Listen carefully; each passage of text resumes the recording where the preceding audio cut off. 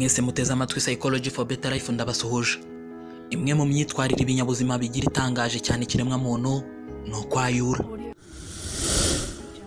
Ese waba waruzi ko kwayura bifite ikintu kinini bivuze ku buzima? Buri wese mu buzima bwe, yaba umwana muto cyangwa umusaza n'umukecuru, ntawe utayura. Ubusanzwe kwayura ni igikorwa hanini kizana, nta ruhare ubigizemo, ndetse akenshi ni igikorwa gikunze guhererekanwa hagati y'abantu bari kumwe, kuko akenshi iyo umuntu ukuri iruhande yayuye, nawe ubwawe umwegereye uhita wayura. Kandi ahanini usanga bigendana no kwinanura. Ese ibi byaba biterwa n'iki? Bivuze iki? Njye ugiye kubibagezaho kandi wabibateguriye, ndi Muhire Jean Claude, mbahaye ikaze.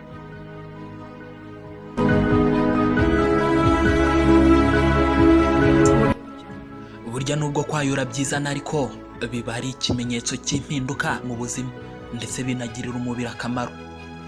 Icyakora ariko nubwo bimeze bityo, ukubikora igihe kinini cyangwa inshuro nyinshi biba bigaragaza impinduka zitari nziza ku buzima, ndetse bishobora no kugaragaza uburwayi runaka. Ese ubundi kwayura byaba biterwa n'iki? Mu bundi buryo turi buze kuvugaho hepfo, ariko muri rusange biterwa n'imwe mu mpamvu muri izi zikurikira: umunaniro, ibitotsi, imbeho, gusonza, ndetse no kuba hari ukwegereye wayuye. Ibyo byose bishobora gukurura kwayura. Gusa hari ubundi buryo turi buze kubona hepfo. Ibimaze kubabwiraho haruguru ntacyo bitwaye kandi bifite akamaro kanini ku buzima. Muri iyo mimaro rero harimo iyi ngiyi ngiye kubagezaho. Ubundi kwayura bifite akamaro mu buryo bubiri. Uburyo bwa mbere, bifasha guhoza ubwonko, mbese ubwonko bubikoresha mu kuruhuka. Muri make nuko nabivuga. Ubusanzwe iyo wayuye winjiza umwuka mwinshi kandi ukonje ugereranyije n'uwari uri muri wowe imbere. Uyu mwuka rero utuma umusokoro wari washyushye wongera gukonja, nuko ukamanuka mu rutirigongo, bikagabanya umunaniro ndetse no kuremererwa k'umutwe.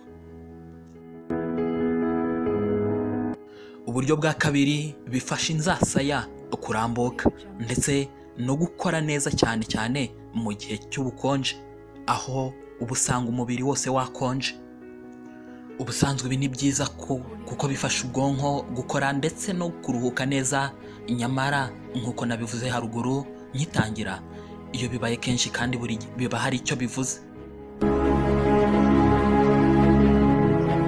None ubusanzwe kwayura cyane bivugwa ryari? Ubusanzwe havuga ko igihe wayuye cyane ari igihe wayuye inshuro nyinshi zikurikiranyije.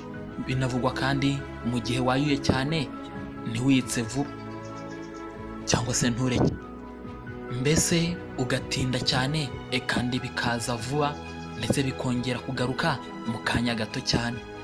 Ibi rero ahanini biterwa rimwe na rimwe n'imiti uri gufata cyangwa se uburwayi runaka ushobora kuba ufite, mbese umubiri waba ufite. Nk'uko twabonye rero ibisanzwe bishobora gutuma umuntu yayura ndetse bifitiye umubiri akamaro, hari ibindi bishobora gutera kwayura cyane. Muri izo mpamvu rero harimo indwara zinyuranye z'umutima, guhindura amasaha yo kuryamaho, ayo waryamagaho agahinduka, cyane cyane nk'iyo uvuye mu gihugu kimwe ugahindura ukajya mu kindi gihugu bidahuje amasaha, cyangwa se igihe uhinduye akazi, mu gihe wenda wakoraga ku manywa ubundi ukajya ukora nijoro. Ikindi ni amaraso makeya mu mitsi. Kutagira imyunyungugu ihagije nabyo ni bimwe mu byatera kwayura cyane. Gukorwa kw'imisemburo mikeya ikorerwa muri thyroid nayo ni indi mpamvu. Imwe mu miti kandi umuntu ari gufata nayo ishobora kumutera kwayura cyane. Indwara zifata urutirigongo n'ubwonko, kurambirwa ikintu runaka, kwiheba ndetse no kwigunga, nabyo biri mu bintu bishobora gutuma umuntu yayura cyane. Mu gihe wayura bidasanzwe, ni ngombwa gukeka ibi twavuze ruguru, ubundi ukaba washaka ubufasha bigakemuka. Ikindi kandi burya kwayura bishobora kwerekana kunaniwe rimwe na rimwe, kandi hari ibitera kwayura cyane bishobora no kugira ingaruka zikomeye ku buzima. Biba bikeneye ko wakwihutira kujya kwa muganga. Muri ibyo rero bishobora gutera kwayura cyane bishobora ndetse no kugira ingaruka mbi umubiri, harimo igicuri, guturika k'umutsi ujyana amaraso ku bwonko, indwara zangiza ibihaha harimo bronchite ndetse n'izindi.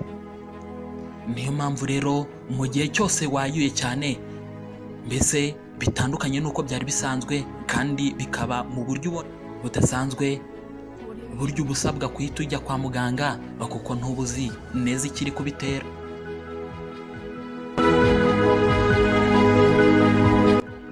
Uretse kwayura kandi hari ibindi bimenyetso bigendana n'ibyo mvuze ruguru. Ibyo ngibyo bishobora kwangiza umubiri, mbese ubuzima bukagenda nabi. Harimo kuribwa mu nda, ikibazo cy'uburinganire ndetse no kuba wagwa, ikizungeri n'isereri, umunaniro, kuribwa umutwe, kubura ibitotsi, gucika intege no kugaragaza kudakomera ndetse yewe no kugira ibinya. Uretse kwayura ubyutse, iyo kwayura bikubuza gusinzira kiba ari ikibazo. Hari ibindi bimenyetso ushobora kugaragaza bisaba guhita wihutira kujya kwa muganga. Harimo guta ubwenge niyo byaba akanya gato, kunanirwa guhumeka cyangwa se guhumeka insigane, ikizungera, igitinda, kuraba cyangwa se kurabirana, isereri imeze nk'igicuri, kuvuga kandi udatobora nacyo ni ikimenyetso, yewe kunanirwa ibyo wari uzi nko kwandika no gusoma, kimwe no kwibagirwa vuba byose biraza. Kuko kwayura cyane rero bishobora guturuka ku ndwara ikaze, gutinda kwivuza bishobora kubyara ingaruka zikomeye ndetse zimwe zikaba karande. Mwabyimviye rero nubwo kwayura tubifata nk'ibisanzwe, hari ibyiza bidufitiye, ariko nyine hari n'igihe bigaragaza ko umubiri wacu utamerewe neza. Gusa nanone nacyo nicyo cyiza cyabyo, kuko bikwereka koko ko umubiri utameze neza, bigatuma ushobora kuba wajya gushaka ubufasha.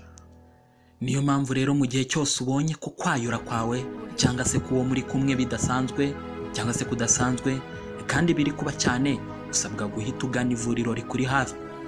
Nibo bazagufasha kumenya ikiri kukubitera cyangwa se ikiri kukubaho, kandi n'igikosorwa na kwayura cyane bizashira. Rero niyo yaba umwana muto ukabona yayura buri gihe kandi cyane ndetse kenshi, uzamujyane kwa muganga.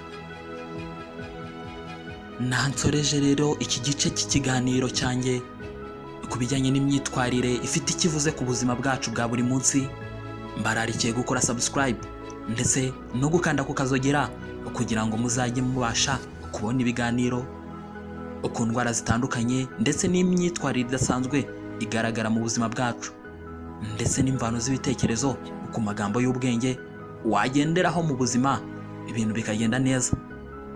Wibuke kubisangiza abandi. Njye nari Muhire Jean Claude, ndabashimiye.